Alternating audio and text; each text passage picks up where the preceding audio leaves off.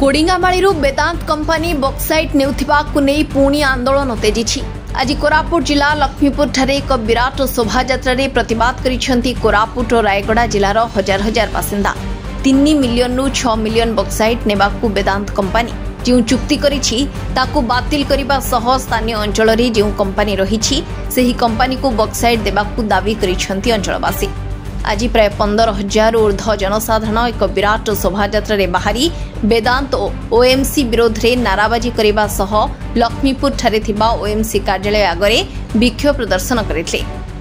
अपरपक्षे Kashipur block कंसारीगुड़ा ठारे Aditya Birla company को कोडिंगामाळीरू राज्य सरकार पूर्व चुक्ति अनुଯାयी वार्षिक 3 मिलियन बक्साइट देवा पई दाबी करिसेंती आंदोलनकारी। तेबे ही दाबी को तुरंत कार्यकारी करने एक दाबी पत्र ओएमसी अधिकारी को प्रदान करा जायछि। एही शोभायात्रा रे कोडिंगामाळी आंचलिक विकास परिषद और कोडिंगामाळी सुरक्षा मंचर सभ्य जोग दैथिबा बेले लक्ष्मीपुर विधायक पवित्र सौंता, पूर्वतन सांसद झिन हिक्का, रायगड़ार पूर्वतन विधायक मकरंद मुदुली, कांग्रेस नेता दुर्गा प्रसाद पंडा, लक्ष्मीपुर पूर्वतन विधायक कृष्णचंद्र सागरिया जोग दैथिले। शोभायात्रा विक्षोभ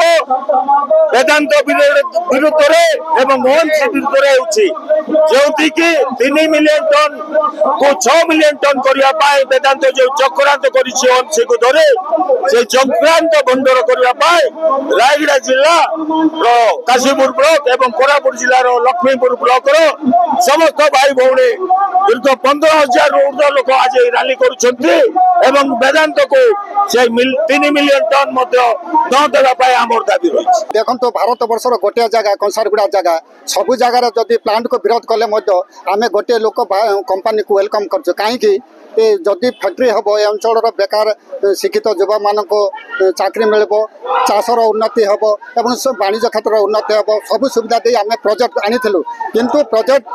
विगत सरकार देला वर्तमान सरकार जो आसी कंसारगुड़ा जो प्रोजेक्ट होची से प्रोजेक्ट जदि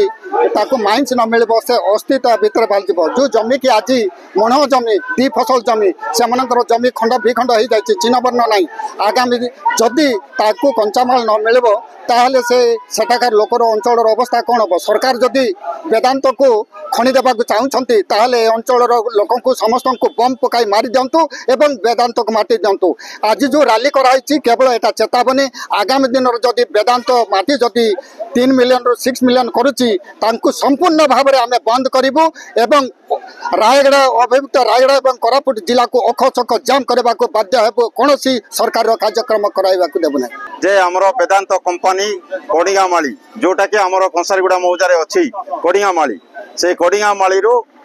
बक्साइट नहीं जाउछ जो बक्साइट नहीं जीवा द्वारा 20 वर्ष वाला पेमेंट होकर आम जो असुरक्षित भाव में पड़ी रही कंसारीगुड़ा वर्तमान आमर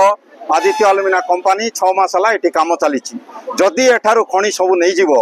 आमर कंपनी को खनि कोटू मिल तेणु आमर प्रतिवाद हेउची वेदांत कंपनी को 1 इंच मात्र खनि एठारू दिया न जाऊ 6 मिलियन टन करने को जो सरकार प्रस्ताव अच्छी आम सरकार को अनुरोध करुचु जे 6 मिलियन टन बंद करवा तो नेबाटा प्रश्न उठू नहीं 3 मिलियन टन को भी बंद करा जाऊ जदि एटा बंद करा न जीवो आगामी दिन रे आज आप देखुंत हजार हजार संख्यार लोक घर घरे घरे आम डाकिनु स्वतःप्रत भाव में लोक आसुँच एरिया रे वेदांत कंपनी खणी नहीं करी 8 वर्ष हो गला 8 जन को नौकरी दे नहीं वेदांत कंपनी आदित्य अलुमिना कंपनी वर्तमान आसिक 6 मास काम चली प्राय डायरेक्ट और इनडायरेक्ट 1000-1200 लोक को चाकरी देलानी और इनकम सोर्स बढ़ेलानी तेणु वेदांत कंपनी को एठारू पूरा हटाइबा आम सरकार को अनुरोध करूँ। Rayagada Manoj Sahu report reporters today.